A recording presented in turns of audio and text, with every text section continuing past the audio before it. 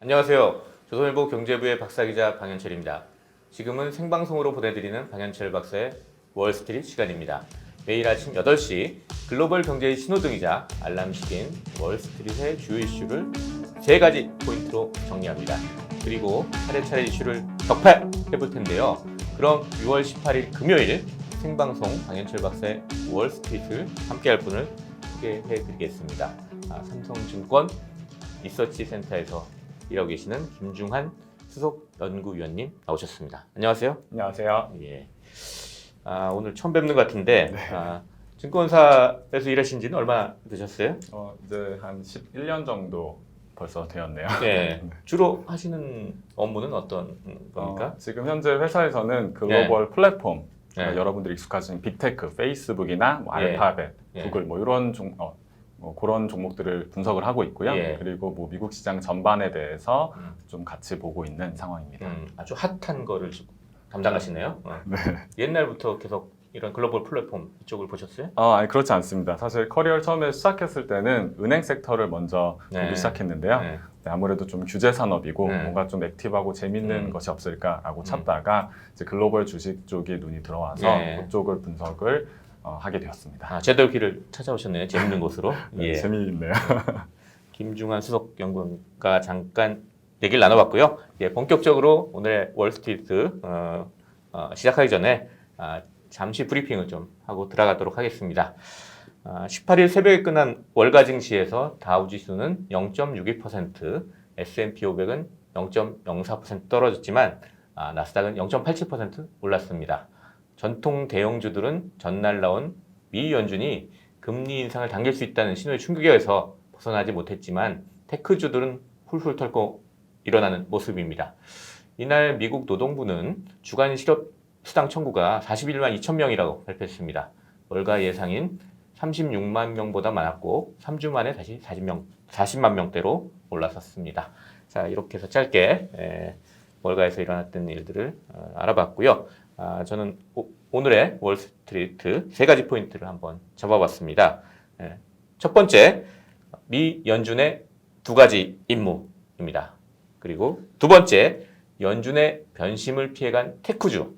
그리고 세 번째, 중국과 달러가 뺨 때린 원자재 시장. 자, 이렇게 3가지 포인트를 해가지고 오늘의 월스트리트를 정리를 해보도록 하겠습니다. 이슈를 하나하나 격파해 볼 텐데요. 네. 예. 자, 첫 번째, 미 연준의 2가지 임무. 이게 또 무슨 얘기냐면, 일단 어제 그 연준이 이제 금리 인상 시기가 첫 금리 인상 시기가 2024년에서 2023년으로 앞당겨질 수 있다는 어떤 힌트, 신호를 점도표를 가지고 이제 보여줬는데 네. 어제는 이제 점도표에 대해서 상당히 상세하게 설명을 드렸습니다. 그런데 이제 오늘 약간 분위기가 좀 달라졌어요. 네. 그러니까 브리핑에서 말씀드렸듯이 전통 대형주들은 좀 떨어졌지만 나스닥은 또 좀 분위기가 상당히 좋았습니다. 하루 지나면서 도대체 어떤 일이 벌어진 걸까? 예, 뭐 그거에 대해서 사실 얘기해 보려는 건데요. 네. 원래 오늘 새로 아침에 나온 소식이 그 실업수당 청구 요 건수인데 이게 이제 일자리 관련된 지표잖아요. 네. 일자리 지표가 계속 이제 좋아지다가 오늘 아침에 나온 거는 이제 조금 안 좋아지는 이런 걸 모습을 보였습니다. 그래가지고 이걸 또 월가에서 해석하면서 이 연준이 원래 물가만 보는 게 아니라 일자리, 창출, 그러니까 완전 고용 이것도 보는 2가지 책무가 있지 않냐 이런 얘기들이 이제 나오는 것 같아요. 예. 네. 좀 어떻게 보고 계십니까? 네, 사실 그 부분이 지금 연준과 시장의 딜레마다라고 보고 있습니다. 네. 말씀해주신 것처럼 연준은 물가 안정도 달성을 해야 되지만 네. 또 고용을 달성해야 되는 그런 측면이 네. 있는데요.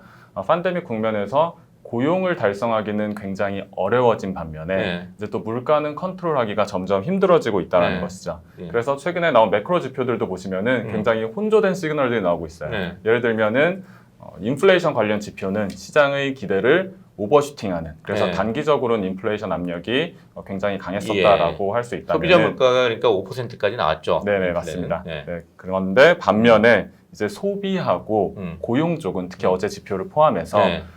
이렇게 좀 잘 나온 듯 하다가도 이렇게 네. 다시 또 조금 수그러드는 네. 좀 약간은 불안한 모습이 나오고 있다는 것이죠. 네. 그래서 시장에서는 단계는 분명히 인플레이션 압력이 있지만 네. 또 조금 시계를 뒤로 밀어서 중장기적으로 봤을 때는 결국에는 구조적인 디플레이션 우려를 해소시키지 못한 것이 아닌가 이런 우려를 좀 함께 하고 있다라고 말씀을 드릴 수가 있겠습니다. 그래서인지 어제 그 파월 의장이 기자회견 할 때 그 점도표를 이렇게 사람들이 시장이 깜짝 놀랐잖아요. 그 두 번의 금리 인상이 2023년에 있을 수 있다는 네. 그런 신호가 나오니까 깜짝 놀랐는데 파월 의장은 기자회견하면서 약간 좀 그건 아니다. 그건 좀 먼 미래 얘기다. 뭐 이렇게 약간 누그러뜨리는 그런 얘기들을 좀 했죠. 네, 맞습니다. 네, 사실 그러니까 연준도 정확하게 잘 모르겠다라는 네. 것이고 아까 그 두 가지 대칭적인 목표를 달성을 하기 위해서 데이터를 보고 신중하게 접근을 하겠다. 다만 연준이 이제 어떤 정책 경로를 극단적으로 바꾸진 않겠지만 현재의 어떤 시장이 너무 풀어진 그런 과열 상태를 방치할 경우에는 그것이 또 다른 부작용으로 다가올 수 있기 때문에요. 뭐 구두라던가 아니면 네. 그런 점도표상의 논의라던가 여러 가지 방법으로 시장 흥분을 약간 가라앉히는 역할을 현재 수행하고 있다라고 말씀을 드릴 수가 네. 있습니다. 그런 걸 읽었는지 이제 채권 시장에서는 어제 상당히 깜짝 놀라서 뭐 1.59까지 올라갔다가 1.57로 이렇게 마감했었는데 다시 1.52%로 하락했습니다. 네. 네. 물가 때문에 인플레 우려 때문에 당장 연준이 움직이지는 않을 거다. 뭐 이런 생각을 하고 있는 것 같아요. 그리고 또 이 골드만삭스 역시 골드만삭스가 가장 미국에서 영향이 크잖아요. 거기에 네. 또 수석 이코노미스트 얀 해치어스. 해치어스 네. 예. 날 리서치 리포트 노트를 냈죠. 그러니까 네. 첫 금리 인상 시기에 대해서 이제 기존에는 2024년 1분기로 봤는데 이제 2023년 3분기로 네. 당겼습니다. 당기긴 했는데 연준이 이제 점도표를 이렇게 바꿨으니까 네. 약간 좀 다른 얘기를 했죠. 이 올릴 가능성이 반반 정도 50%다. 그러니까 2023년에 올릴 가능성이 50% 정도밖에 안 되는 것 같다. 이렇게 얘기했어요. 그러니까 연준의 말을 100%좀 믿기는 좀 어렵지 않냐. 이런 걸 약간 돌려가지고 좀 얘기한 것 같아요. 네, 맞습니다. 그래서 네. 시장에서도 뭐 연준이 분명히 어떤 정상화 경로를 밟을 것이긴 하지만 그것에 대해서 예단하는 것을 상당히 좀 경계하고 있다, 좀 머뭇거리고 있다, 이 정도 코멘트다라고 보여집니다. 그렇다고 해서 그냥 연준이 그대로 있지는 않을 것 같아요. 그러니까 얀 해치어스도 이제 금리 인상은 그렇게 좀 얘기했지만 테이퍼링에 대해서는 좀 세게 얘기했어요. 사실 뭐 어떻게 얘기했냐면 테이퍼링 그 자산 매입 매월 1,200억 달러씩 자산을 매입하는 걸 줄여가는 건데 네. 그 테이퍼링에 대해서 테이퍼링을 조기에 시작한다는 그런 위험이 있을 수 있다. 하지만 그럼에도 불구하고 연준은 첫 힌트를 8월이나 9월에 주고 12월에 그 내년에 이제 테이퍼링 시작한다. 이런 그 선언을 할 거다. 이렇게 네. 얘기를 했어요. 그러니까 테이퍼링 자체는 꽤 있을 거다 하면서 이 얘기는 결국 장기 금리를 좀 연준이 올리려고 할 거다. 뭐 이렇게 얘기를 하는 것 같아요. 네. 네, 그래서 테이퍼링에 관한 이런 커뮤니케이션도 네. 보시면은 굉장히 이제 신중하죠. 네. 여기서 보면은 첫 힌트를 8월이나 9월에 나오고 이게 테이퍼링 한다는 선언이 아니라 심지어 힌트입니다. 네. 그리고 선언 자체는 또 내년에 한다는 것을 12월에 선언하겠다. 그것도 미리 알려주겠다. 결국 시장에서 가장 걱정을 하고 있었던 요소 중에 하나인 2013년 같은 테이퍼 텐트럼 이런 것들을 시장도 우려하고 있고 연준도 우려하고 있기 때문에 상당히 좀 조심스럽고 친절하게 접근한다. 이런 뉘앙스를 받을 네. 수가 있겠습니다. 하여튼 연준은 이제 과열은 어떻게 막으면서도 좀 경제 일자리도 봐야 되기 때문에 그 경제가 또 회복되는 걸 또 막을 수는 없잖아요. 금리 올리면 아무래도 경제 회복에 영향을 영향이 받죠. 있죠. 네. 예, 그러니까 그걸 상당히 고민하는 것 같아요. 그러니까 뭐 세계 최대 자산운용사인 블랙록에서도 얘기하기를 오히려 과열 뭐 이런 걸 우려가 있지 테이퍼링 가지고 시장을 흔들지는 않을 거다. 네. 뭐 이런 정도의 코멘트들을 하고 있는 것 같습니다. 맞습니다. 예. 그렇게 해가지고 일단 미 연준의 두 가지 임무, 그러니까 물가 안정과 일자리 만드는 거, 이 두 가지 안정고용, 이 두 가지를 같이 해야 되기 때문에 연준은 되게 지금 고민에 쌓여 있다. 그러면서 시장에 이제 어떻게 하면 자기들이 원하는 시그널을 주려고 상당히 고민하는 것 같다. 이렇게 좀 해석이 되겠습니다. 네. 예. 그러다 보니까 이제 시장도 약간 엇갈린 행보를 보인 거예요. 그러니까 전통 대형주들은 하락하고 테크주들은 상승했는데 이 테크주 상승에 대해서 또 이 두 번째 이슈로 한번 다뤄보겠습니다. 그러니까 이 연준이 그 금리 인상에 대해서 변심을 했는데 테크주는 피해갔어요. 그러니까 연준의 변심을 피한 테크주 이게 이제 두 번째 이슈입니다. 예. 그 나스닥이 꽤 많이 상승했어요, 사실은. 예. 거의 1% 가까이 상승했는데 특히 이제 대표적인 나스닥 뭐 기술주들, 테크주들, 뭐 페이스북, 애플, 아마존, 넷플릭스, 뭐 구글의 뭐 예산, 알파벳 다 일제히 다 1, 올랐습니다. 2% 상승을 예. 했었죠. 예. 그리고 뭐 마이크로소프트도 뭐 올랐고 한국인이 가장 좋아하는 테크주란 테슬라 이것도 거의 2%. 네, 굉장히 올랐어요. 신나신 분들 많으셨을 예. 거예요. 자, 이렇게 신나는 분위기인데 그 미국이 이렇게 저기 연준이 금리 인상 뭐 이런 약간 시그널을 보냈음에도 불구하고 테크주들이 오르니까 상당히 신나죠. 예. 물론 이제 금리랑 이제 테크주랑 이렇게 좀 반대 방향으로 가잖아요. 그러니까 시장 금리 떨어졌으니까 이제 테크주들이 오르는 것도 있는데 어떻게 보면 굉장히 기계적인 반응인 것이죠. 네. 그런데 그거보다는 더 많이 오른 것 같아요. 그러니까 이게 연초부터 시작된 이제 테크주에서 가치주로 이렇게 자금이 올라가는 로테이션이 네. 이제는 방향을 바꾼 거 아니냐 네. 이런 생각도 들 것 같아요. 그러니까 음. 최근에 제가 또 방송에서 얘기했는데 그 아크 인베스트먼트의 캐시 우드 CEO가 뭐 곧 그러니까 그 성장주로 순환매가 돌아오는 거를 볼 수 있다. 거의 손에 잡힐 듯하다. 뭐 이런 식으로 얘기를 했거든요. 실제로 어제도 아크인베스트먼트 ETF들이 굉장히 많이 올랐죠. 2, 3%대 음. 상승을 했으니까요. 네, 이걸 어떻게 좀 해석해? 아무래도 테크 플랫폼 이쪽 네. 기업을 유심히 보고 계시니까 네. 어떻게 해석해야 될지 좀 말씀해 주시기 바랍니다. 네. 네. 1차적으로는 테크주 같은 경우에는 음. 그런 금리에 대한 반응이 민감하게 이루어지는 영역이 맞습니다. 뭐 빅테크도 그렇고 그것보다 더 작은 스몰캡 테크주들, 네. 더 작은 중소형 뭐 관련된 플랫폼들 같은 네. 경우에는 특징이 듀레이션이 길어요. 음. 롱 듀레이션. 이것이 어떤 의미냐면은 시장에서 이 기업들의 꿈과 미래, 장기 성장, 얘네들이 지금 예를 들면 당장은 마이너스라도 네. 잘 커서 아마존처럼 나중에 거대한 테크 기업으로 성장할 것이다. 네. 그러한 기대를 반영해서 밸류에이션에 녹이기 때문에 그렇다고 한다면 사실은 금리에 굉장히 민감하다라는 네. 것이거든요. 네. 그래서 금리가 하락을 하면은 할인율이 줄어들기 때문에 기업의 가치가 단기적으로 상승하는 네. 좀 그런 모습들을 보여준다라고 네, 말씀을 드릴 수가 있어요. 여러 번 저희가 이제 방송에서 얘기했던 건데 그러니까 금리와 이제 테크주의 방향이 이렇게 반대로 가고 네. 있는 그리고 거죠. 네. 사실 또 펀더멘탈 측면에서 한번 생각해 볼 필요가 있겠는데요. 네. 이 빅테크들이 실적에서는 정말 흠잡을 곳이 없습니다. 그러니까 이번 1분기 실적 같은 경우에도 페이스북, 알파벳이 대표적이겠지만 네. 슈퍼 서프라이즈라고 네. 말할 정도의 어떤 실적을 보여줬고요. 네.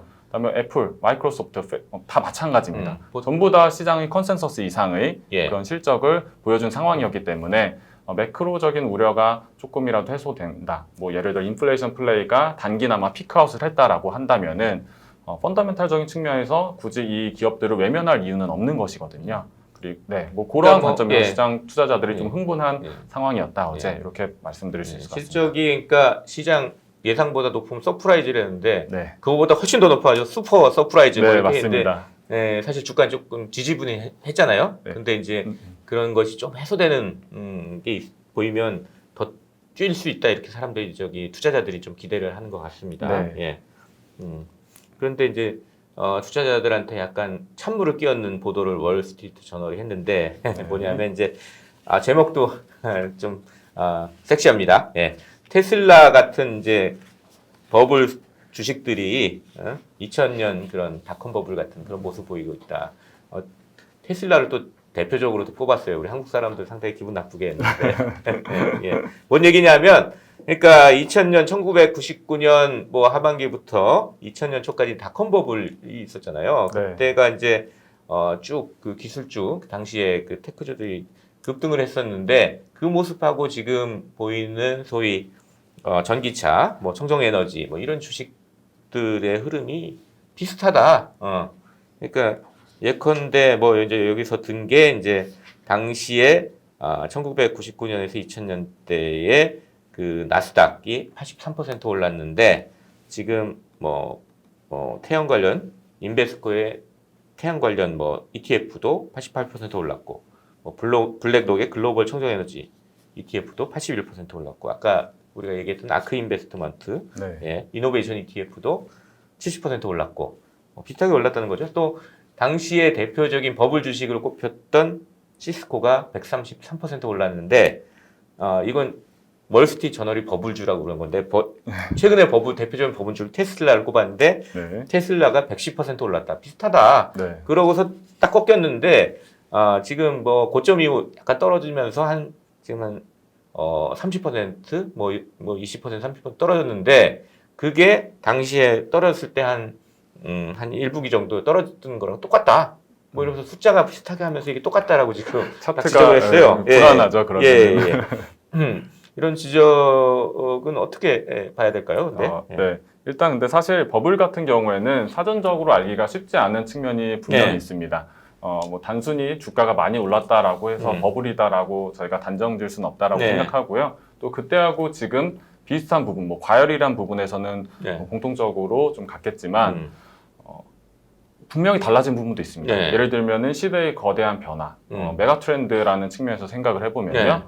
테크 위주의 거대 플랫폼 기업들이 네트워크 효과를 이용해서 정말 밸류를 만들어내는 네. 그래서 승자 독식의 네. 어떤 구조가 예전보다 고착화되지 않았습니까? 네트워크 효과라 그러면 내가 쓰면 옆에 있는 사람도 써야 네, 되고 그렇죠.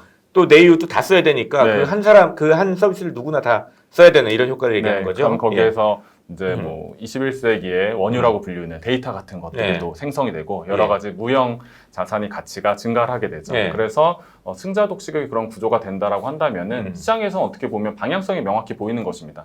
이 친구가 지금 당장은 돈을 못 벌어도 5년, 10년 후에 이대로 이 승자의 자리를 유지만 한다라고 한다면은 마치 과거에 아마존이 돈을 못 벌었지만 지금 거대한 기업이 된 것처럼 그러한 1등 기업이 될 수 있겠다. 그러니까 거기에 대한 베팅이거든요. 그래서 뭐 당연히 일부 그런 투기적인 수요도 있을 수 있겠지만 그것을 무조건적인 굉장히 비이성적인 선택이라고 하기에는 최근에는 분명히 과거와 달라진 부분도 있다. 이렇게 좀 말씀을 드릴 수가 있겠습니다. 전기차 같은 경우도 지금 앞으로 차 사시는 분들은 옛날 같은 경유 휘발유차 안 사게 될 거다. 뭐 이런 얘기도 있잖아요. 그러니까. 네, 맞습니다. 뭐 그러니까 전기차 트렌드가 완전히 바뀌는 쪽이다. 뭐 이렇게 특히 젊은 세대는 분들도 훨씬 있어요. 더 그거에 대한 반응이 빠르니까요. 그러니까 이걸 장기 트렌드로 갈 것이냐 아니면 또 과거와 같은 그런 버블 현상의 반복을 볼 것이냐 좀 논란이 계속되는 것 같습니다. 근데 이 투자자분들이 좀 잘 판단하셔가지고 양쪽 얘기 다 들으신 다음에 판단하시면 될 것 같아요. 맞습니다. 이렇게 해서 오늘 이제 어제 새벽에 끝난 월가 증시에서 그 테크주가 급등은 아니죠. 하여튼 상승한 이런 얘기들 한번 같이 해봤습니다. 세 번째 이슈로 한번 넘어가 볼 텐데요. 세 번째 이슈는 이 중국과 달러가 뺨 때린 원자재 시장입니다. 원자재가 갑자기 가격이 확 떨어졌어요. 예컨대 보니까 구리 선물 5% 하락하고 플래티넘 이런 게 7% 넘게 하락하고 유가도 1% 떨어지고 금값도 뭐 거의 5% 가까이 이렇게 떨어지는 모습을 보이고 있습니다.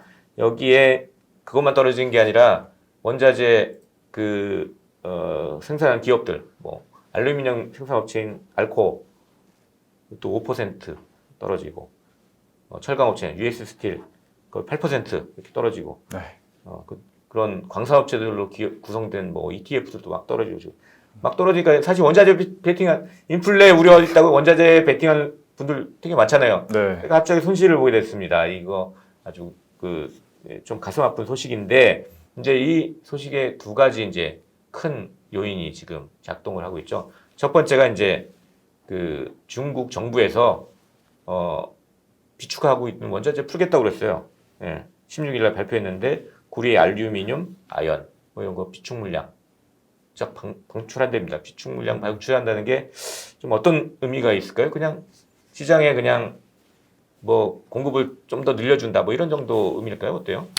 특히 원자재 같은 경우에는 또 더군다나 시장에서 모두가 인플레이션에 대해서 우려를 하고 예상을 하고 있는 상황이다라고 한다면은 분명히 투기적인 수요가 나타날 수가 있습니다. 그렇다고 한다면은 일시적으로 단기적인 가격 과열이 나타날 수가 있기 때문에 중국 정부 입장에서는 사실은 좀 차단을 해야 되는 것이거든요. 실제로 이제 최근에 중국의 5월 생산자 물가 같은 경우에도 전년 동기 대비 9% 올랐으니까 언론에서 뭐 들으신 것처럼 예. 14년 만에 가장 예. 높은 증가율이었다. 예. 그러면은 빨간 불이 들어온 것입니다. 예. 정부 입장에서는. 그럼 그걸 일시적으로 누르기 위해서 이러한 기존에 비축했었던 재고 물량을 풀었던 것이고 그럼 투기적인 수요는 또 일시적으로 좀 완화되는 그런 예. 효과가 분명히 있습니다. 예. 그러니까 공급도 늘리지만 투기도 막겠다 이런 두 가지 네, 두 마리 네. 토끼 잡겠다 이런 의미인 것 같아요. 네. 게다가 이제 중국의 이제 뭐 생산자 물가가 오르면 이제 중국이 세계의 공장이니까 네. 부품 가격이 올라서 전 세계로 이제 막 퍼질 수 있으니까 이것도 어떻게 좀 잡으면서 약간 기여를 해보겠다 뭐 이런 생각도 있는 것 같기도 하고 네. 예 그것뿐 아니라 이제 두 번째는 이제 그 사실 미 연준이 금리 상승 시그널 신호를 인상 시그널 보낸 거랑 관련이 있는데 달러 가치가 지금 급등했어요. 네. 이게 지금 그 미 연준의 그 소식에 가장 혜택받은 게 달러밖에 없다 뭐 이런 얘기를 했는데 달러 가치가 급등하니까 이제 달러로 표시되는 원자재 가격은 거꾸로 하락을 떨어지게 하는 그런 당연한 결과이긴 한데 그런 일이 또 벌어졌습니다. 그래서 이제 크게 두 가지, 그러니까 중국의 비축 물량 공급 그리고 달러 가치 상승. 네, 공교롭게 두 가지가 한 네. 번에 일어나면서 네. 조금 더 그 효과가 두드러지게 하루에 나타났다라고 말씀을 드릴 네. 수 있을 것 같습니다. 한 대만 맞은 게 아니라 양쪽으로 두 대 맞은 거예요. 그러니까 두 대 맞으니까 상당히 아프죠. 그래가지고 꽤 많이 떨어졌습니다. 그러니까 네. 원자재 투자하신 분들 또 걱정이 많겠습니다. 왜냐하면 원자재에는 그냥 보통 그 주식 투자는 좀 다르잖아요. 네. 예, 상당히 뭐 이렇게 뭐니까 많이 돈을 빌려가지고 뭐 그렇게 투기적으로 하시는 분들이 많다고 레버리지 그러는데 투자도 많이들 하시고 예. 변동성 자체가 사실 굉장히 심하죠. 네, 그런 게 있어가지고 상당히 좀 충격을 받은 걸로 보입니다. 근데 이런 원자재 시장에 대한 충격이 일시적으로 끝날지 아니면은 좀 더 장기화될지 요건 좀 봐야 될 것 같아요. 네, 그것은 마치 지금 인플레이션이 네. 피크아웃 했냐 아니냐라는 논란과 연결된다라고 보시면 될 네. 것 같아요. 네. 그러니까 단기적으로는 시장에 너무나도 유동성이 많기 때문에 로테이션이 굉장히 파괴적으로 일어납니다. 네. 그러니까 시장의 스타일이 바뀔 때 그냥 적당히 빠지고 뭐 다른 테마가 적당히 오르는 게 아니고 기존에 하늘 높이 올랐던 테마가 거의 뭐 버블 붕괴 아니냐라는 수준까지 마치 뭐 2, 3월 달에 아크 ETF에서 경험하신 것처럼 그런 식으로 일어나기 때문에 최근에 어찌되었든 FOMC 직전까지 사람들이 제일 걱정했던 게 인플레이션 아니겠습니까? 네. 거기에 대한 많은 베팅이 있었다가 그것이 일부 좀 청산되는 과정에서 이렇게 변동성이 확대되었다라고 볼 수가 있을 것 같고요. 또 다른 하나 요인으로 시장에서 좀 이야기를 하고 있는 것은 아무래도 오늘 이제 선물 옵션 만기를 앞두고 있기 때문에 그런 시장 참여자들의 수급에 의한 영향이 그 전날에 조금 더 강하게 나타났다. 이렇게 보는 시각도 존재합니다. 선물 옵션 만기가 있으면 아무래도 그 전에 좀 투자했던 걸 푸는 경우가 있죠. 네, 만기일에 너무 정리를 변동이 하고. 이렇게 커지니까. 맞습니다. 예. 네. 그러다 보니까 이제 매도를 하면서 가격이 떨어진 거 아니냐. 뭐 이런 시각도 있는 것 같습니다. 여튼 원자재 가격이 떨어지면 인플레 걱정은 좀 완화가 되죠. 드는 그런 효과는 또 있는 것 같아요. 네. 자, 이렇게 해가지고 중국과 달러 양쪽에서 좀 타격을 받은 이제 원자재 시장에 대해서 알아봤습니다. 자, 이렇게 해서 세 가지 이슈를 쭉 알아봤고요. 이제 제가 이 세 가지 포인트를 한 줄평으로 요약을 한번 해보겠습니다. 첫 번째, 미 연준이 인플레 우려에 조기에 금리를 올릴 수 있다는 신호를 보였더니 월가 대형주로 구성된 다우 지수가 하락세를 보였습니다. 하지만 연준은 물가 안정뿐 아니라 일자리 증가도 신경 써야 하는 두 가지 책무를 갖고 있습니다. 전문가들은 연준이 행동에 나서기는 쉽지 않을 수 있다. 뭐 이런 전망도 내놓고 있습니다. 연준의 말뿐 아니라 행보도 잘 살펴봐야 할 것 같습니다. 두 번째, 연준의 태도가 바뀐 것에도 불구하고 테크주들은 상승세를 보였습니다. 월가에서 성장주와 기술주로 다시 관심이 옮겨가는 건 아닌지 점검해봐야 할 것 같습니다. 세 번째, 원자재 값이 급락했습니다. 중국이 비축 물량을 풀고 달러 가치가 오르기 때문입니다. 일시적인 소음일지 아니면 장기적인 하락세의 신호일지 지켜봐야 할 것 같습니다. 자, 이렇게 해서 오늘 김중한 수석연구원님과 함께 얘기를 나눠봤는데요. 오늘 이 시간 어떠셨던 것 같습니까? 네. 굉장히 유익하고 재미있는 시간이었던 것 같아요. 네. 또 하루 만에 FOMC가 끝나고 네. 그 시장의 색깔이 드라마틱하게 네. 바뀌는 날에 좀 함께했기 때문에 시장의 의미 있는 포인트들을 잘 짚어볼 수 있었던 것 같습니다. 예. 유익한 말씀은 우리 김중환 수석연구원이 더 많이 해주신 것 같습니다. 아닙니다. 예. 자, 6월 18일 금요일 생방송 방현철 박사의 월스트리트 벌써 라이브를 마칠 시간이 됐습니다. 함께 해주신 여러분께 감사드립니다. 도움이 되셨다면 채널 구독 버튼 꼭 눌러주시기 바랍니다. 다음 주 월요일에도 저는 아침 8시 월스트리트 3가지 포인트로 진단하고 이슈를 격파하는 방현철 박사의 월스트리트로 돌아오겠습니다. 지금까지 함께 해주신 삼성증권 리서치센터의 김중환 수석 연구위원이셨습니다. 감사합니다.